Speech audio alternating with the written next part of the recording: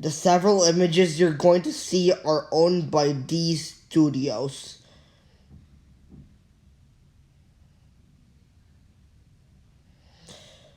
We do not own a single image here, those studios do. With that out of the way, enjoy.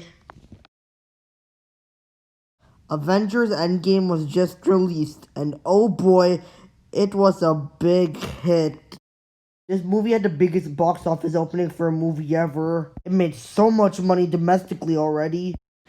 The movie was also one of the most critically acclaimed Marvel movies ever, coming in at 95% in Rotten Tomatoes. In recent years, Marvel has been doing really awesome, making movies that make a big profit and would be loved by critics. Kevin Feige crafted a cinematic universe where it is easy to get immersed in.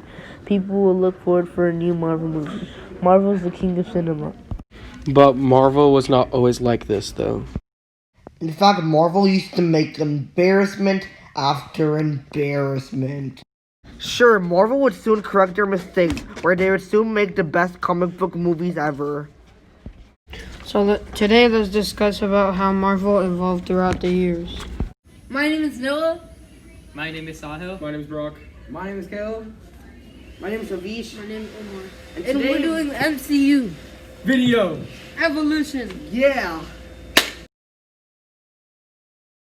In the late 1930s, DC was doing really solid, with the Superman and Batman comics resonating well with people, with superheroes in generally starting to become a prominent entity. A man named Martin Goodman decided to start a new studio that is like DC called Timeline Comics Inc. Timeline's first comic book was released in October of 1939 called Marvel Comic Number 1, featuring the Human Torch, and it did very well. More success would occur like that, like the introduction of Captain America in 1941, which made Timelines even more successful. Timelines was doing really well. In 1950, unfortunately, Timelines was shut down and would have the successor Atlas Studios come. Sadly, Atlas was not as great as Timelines. The 50s in general was an antsy time for the studio. In fact, they would lose Captain America. Fortunately, the start to Marvel. In the decade, Captain America came back and brought new characters we are fond to this day. Ant-Man, Hulk, Fantastic Four, Thor, Iron Man, Spider-Man, Daredevil, and this decade's own Marvel's own Justice League own. Or something else, they are known as the Avengers. Marvel really was doing great now thanks to these guys. Steve Ditko, Jack Kirby, and Stan Lee.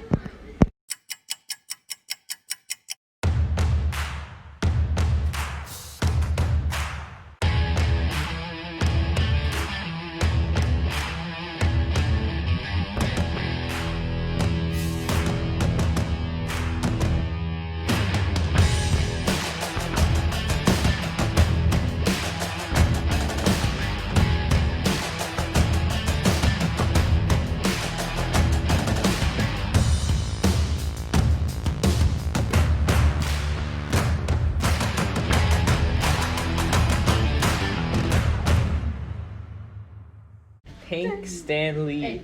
Anyway, Marvel was doing great. They would be a household item to have. They really are worthy to go against DC. But then in 1978, DC released the first mainstream comic book movie ever. Sapper, man.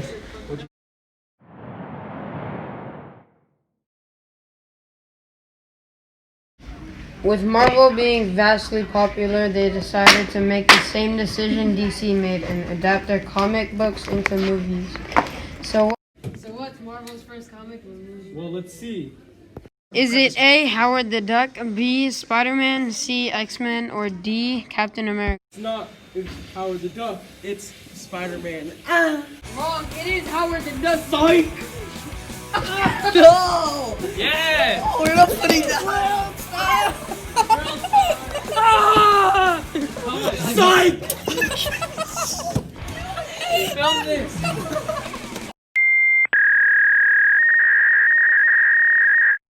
In 1986 came Marvel's debut into cinema with Howard the Duck.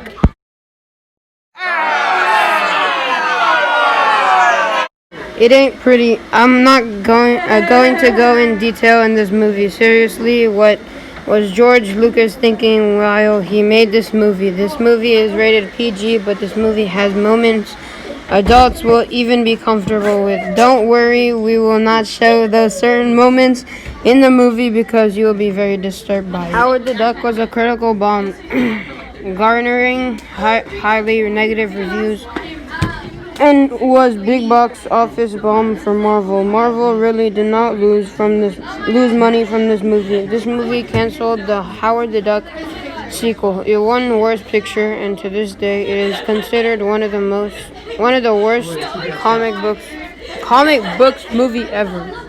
But hey, it is just their first full movie, right? They can get better. Oh boy, oh no.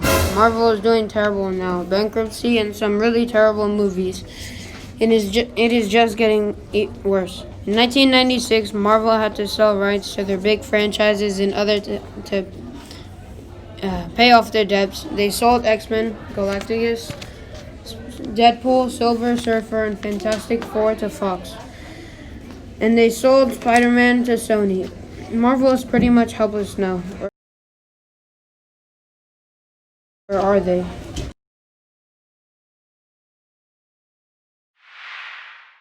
In 2000 came the release of X-Men, probably the first Marvel movie that can be considered great. It did well in the box office, despite this being Fox Marvel. It is still Marvel, and at least they're making a movie that can be considered good. What can beat this?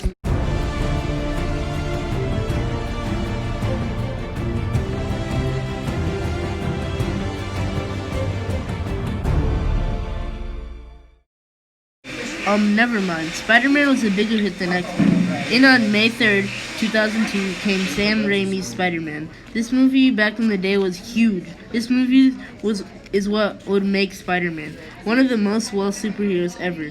Everybody and their grandpa watched this movie.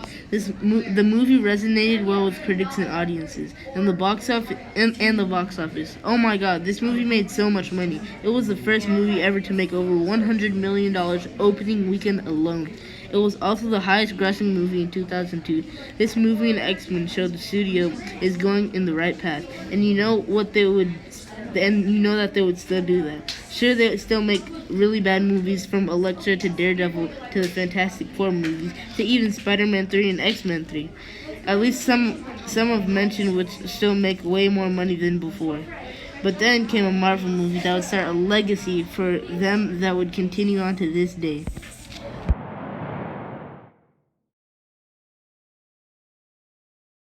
In 2008 came the arrival of Iron Man.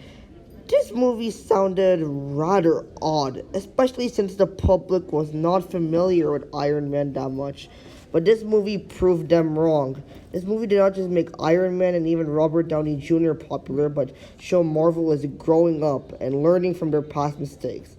They can make a great and successful movie. But then there's the post-credit scene of the movie, which probably had the biggest tease in cinematic history. In the post-credit scene, Nick Fury comes to Iron Man's house to recruit him to the Avengers. This teased the Avengers. Back when people saw this, they did not believe this at all. How can they make a movie in this scope? Well, let's see. In the meantime, let Brock and Caleb give a quick summary on how well Marvel did after Iron Man 1, not including the X-Men movies. Hit it! Incredible Hulk. It got okay reviews. But this movie did not make profit. This movie canceled the sequel, but it did not kill Marvel at all. Iron Man 2, follow-up to 2008's. This movie made a lot of money in the box office. This movie got good. Two mixed reviews. The movie is not as good as the first one. This movie kept Marvel alive. Maybe even more alive. 4. This movie could not have been cool. This movie was okay. This movie can also be pretty mighty. Box office for this movie was okay. This movie can do well with the material Marvel has. Captain America. The last Captain America movie was rough. This movie did the same as Thor. Had an okay box office and okay review. Moral of it. Hit it, Havish. Yep, the impossible happened.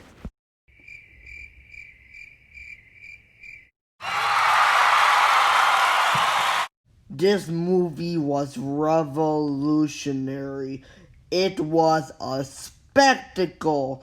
The world went crazy for this movie. Director Joss Whedon made this movie so fun.